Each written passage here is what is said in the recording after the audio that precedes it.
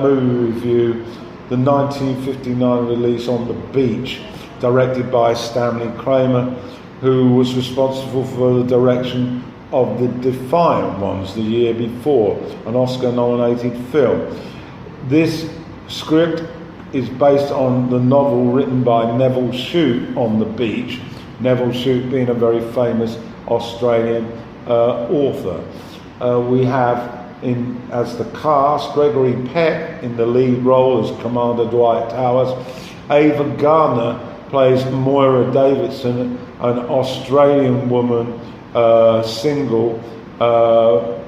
We have Fred Astaire, who plays Julian Osborne. It's his first dramatic role, previously of course famous for all his roles in musical comedies. Anthony Perkins is Lieutenant Commander Peter Holmes. He, like Julian, is a member of the Australian Royal Navy, and Donna Anderson plays Perkins' wife, Mary. The situation is one of a gloomy post-nuclear war doomsday scenario. In 1964, when we arrive at the movie, the aftermath of a nuclear war is evident that took place between the United States and the Soviet Union. The consequence of this is radiation fallout has meant that the only area in the world that at that particular moment is free of pending disaster from radiation sickness is Australia. Towers, commanding the submarine Swordfish, heads for Melbourne, and they dock there, and the relationships start to develop between the leading characters. Moira is asked to take care of Towers. He is a married man, but he's grieving for his perceived loss of his family from the fallout back in the States. Perkins has a child, but his wife is very sullen, lacking in confidence, and easily gets very dismayed at the probability of dying in the very near future. Scientists suggest that it may be 3 months, maybe 5, before the radiation hits Australia with an inevitable death. That is the scenario. We early on meet the main characters at a party where Moira meets Towers. They start to develop a relationship. We also see the first part of the marriage between Mary and Peter.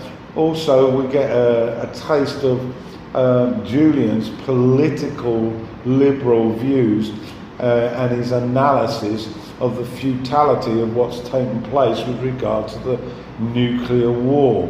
And he's very critical of the powers that be that have allowed this doomsday scenario to evolve.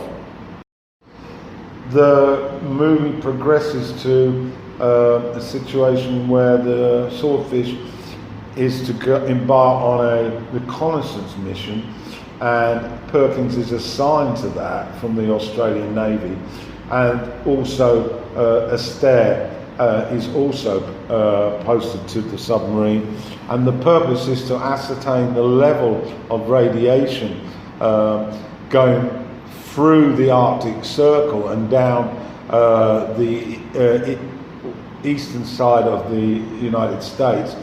And the purpose is to ascertain the level of radiation in that area and to find out whether there's any evidence of life.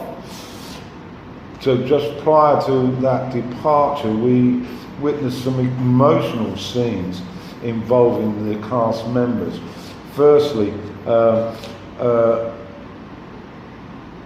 Towers and Davidson start to clearly get an affection for each other, and Towers is desperate to be hugged by Maura as he's grieving desperately for his lost family. Equally, we witness a scenario where the two of them go on a sort of R&R fun day and go out in a small boat. Their flirtations are real and somewhat addictive, and it's a pleasurable escape from the reality, with the mood previously and generally being very somber and resigned. It's a very, very moving scene.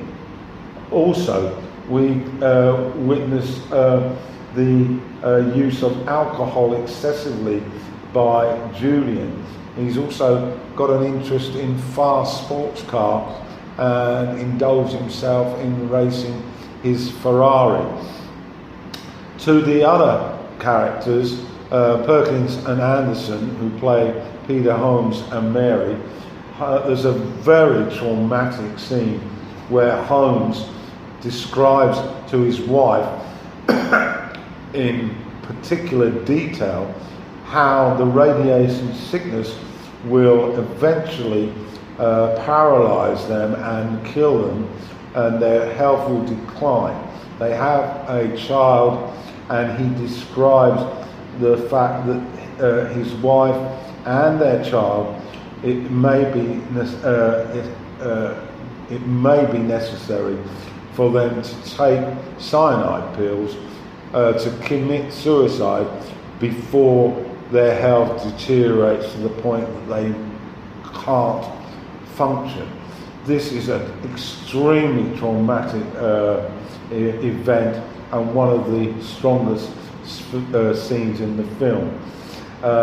We continue to have numerous examples of scenes that are memorable, and I think it's one of the highlights of the movie, the degree of scenes involving intense emotional feelings is one of the highlight of this movie.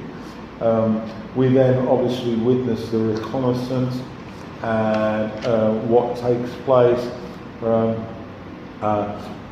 There's a particularly amusing example when they're following up on a Morse code signal, and one member of the crew gets decked out in a suit with oxygen and goes aboard in San Diego and tries to track down the source of this Morse code, and finally finds that a Coke bottle has fallen onto a device, a handle, which has started the operation of the machine,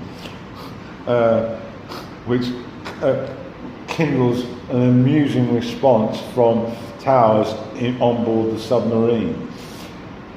We see some visually spectacular scenes as the sub goes under the water, and it's a little bit of a sort of escape from the traumatized notion of the movie. Throughout the movie, we also hear regular renditions of Waltzing the Matilda, the very famous Australian song, done in various styles as a way of sort of reminding us of where we are. And I really love this movie. I found it very, very easy to watch. It has an emotional impact. The acting is 5-star. I love Peck's style of acting. Ava Gardner is extremely attractive. Her personality is very appealing. And in contrast, Perkins is a hell of an actor. So there we have it. It's in my top 5 for 1959. It's On the Beach. It's directed by Stanley Kramer, and I really do suggest that you get and have a look at it.